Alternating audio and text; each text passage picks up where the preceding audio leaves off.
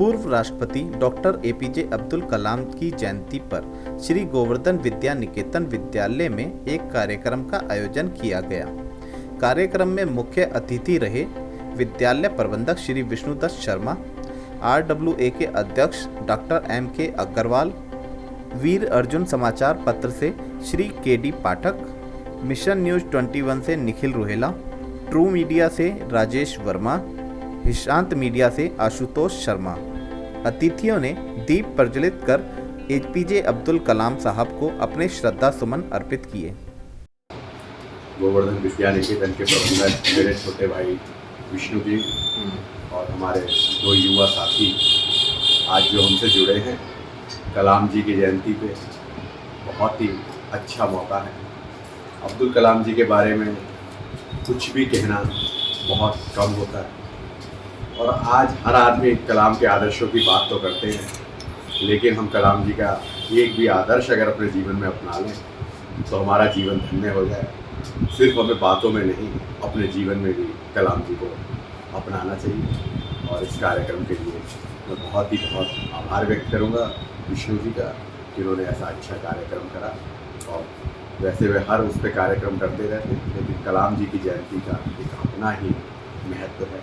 इसके लिए बहुत मंच पर आसीन हमारे बड़े KD पाठक जी, MK अग्रवाल जी, राजेश वर्मा जी और मेरे बड़े भाई विष्णुदत्त शर्मा जी का मैं आज उनकी गहराई से अभिनंदन करता हूं कि आज उन्होंने मुझे एपीजे अब्दुल कलाम जी की जयंती पर यहाँ स्कूल में बुलाया और सम्मान दिया। जैसा कि आप जानते हैं, आज एपीजे अब्दुल कलाम का जन्मदिन है और उन्हें भारत में मिसाइल मैन के नाम से भी जाना जाता है। एक ऐसा व्यक्ति जो बहुत ज़मीनी स्तर से आया है उठकर, और हिंदुस्तान का चमकता हुआ सितारा ही मैं उसको बोलूँगा कि इतना बड़ा चमक है उसके अंदर, थी उनके अंदर, कि आज भी जो है हमारे बीच जीवित है। तो मैं सभी से, युवाओं से यही कहूँगा कि उनके आदर्शों पर चलना बहुत ज़रूरी है। तो ये मत दें कि आप हिंदू हैं या मुसलमान हैं, वो देखें कि उनकी कामयाबी का जो सितारा कितना बुलंद है हिंदुस्तान के लिए। तो आप उनके पद चिन्हों पर चलने का प्रयास करें और उनको सदैव जीवित रहें, ऐसा मैं सबसे कामना करता हूं। जय हिंद, जय भारत। मैं यहाँ मौजूद सभी आदरणीय माननीयों का सबसे पहले नमस्कार करता हूँ, प्रणाम करता हूँ, अभिनंदन करता हूँ। उसके बाद मैं अपनी बात बोलना चाहूँगा कि अब्दुल कलाम जी के बारे में हम जितना कहें उतना कम है। हमारी इतनी सामर्थ्य नहीं है कि हम उनके बारे में कुछ कह सकें, फिर भी मैं कुछ बोलना चाहूँगा। तो मैं सिर्फ इतना कहना चाहूँगा कि अब्दुल कलाम जी एक मध्यम वर्गीय परिवार से आए और उन्होंने जो मुकाम हासिल किया वो हमारे लिए आदर्श है, वो बहुत बड़ी बात है, वो हमें फॉलो करना चाहिए। एक छोटा बच्चा स्कूल में पढ़ भी रहा था, अपने धर्म की भी शिक्षा ले रहा था और अपने घर की आजीविका चलाने के लिए भी वो काम कर रहा था, घरों में अखबार डाल रहा था। एक टाइम ऐसा आया, उसने अपनी मेहनत से वो मुकाम हासिल किया कि भारत के सर्वोच्च पद पर वो विराजमान हुए, राष्ट्रपति हमारे बने, सर्वश्रेष्ठ नागरिक का पुरस्कार उन्हें मिला और ऐसे ही बहुत सारे और पुरस्कार उन्हें मिले। मैं आशा करता हूं कि हमारे देश की जो युवा पीढ़ी है वो उनको अपना आदर्श माने, उनके पद चिन्हों पर। हमारे मंच पर विराजमान KD पाठक जी, आज के सभापति महोदय आशुतोष शर्मा जी, मीडिया चैनल प्रभारी निखिल जी, मीडिया चैनल प्रभारी राजेश वर्मा जी और विष्णुदत्त शर्मा जी। आज हमारे अब्दुल कलाम साहब का जन्म दिवस है। बहुत खुशी की बात है, ये मध्यम वर्ग के युवा और उन्होंने अपनी ज़िंदगी में बहुत कुछ देखा, बहुत मेहनत करी। उस मेहनत का नतीजा वो भारत के राष्ट्रपति के पद पर सुशोभित हुए, जो मिसाइल मैन के नाम से जाने जाते हैं। और वे हमेशा जीवन का सादगी से रहा और सादगी के जीवन व्यतीत करते करते वे परलोक से धार गए। उन्होंने कभी भी अपना सोशल वो नहीं दिखाया, नहीं कि मैं राष्ट्रपति कुर्सी पर हूँ। राष्ट्रपति की कुर्सी होते हुए अपने लगन देश के प्रति सेवा भाव मग्न रहे और उनको नोबेल पुरस्कार भी मिला भारत रत्न मिला, मेडल अच्छे को सर्विस हुआ।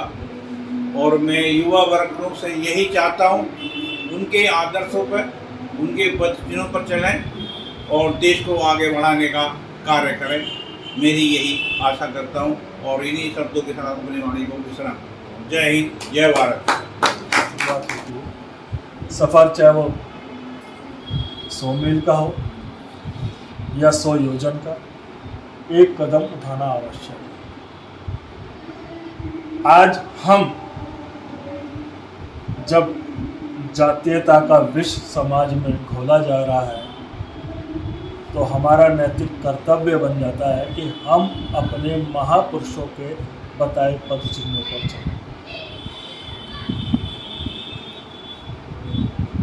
आज कलाम साहब को हम इसलिए जानते हैं कि उनका उच्च व्यक्तित्व हमारे देश के लिए एक आदर्श है,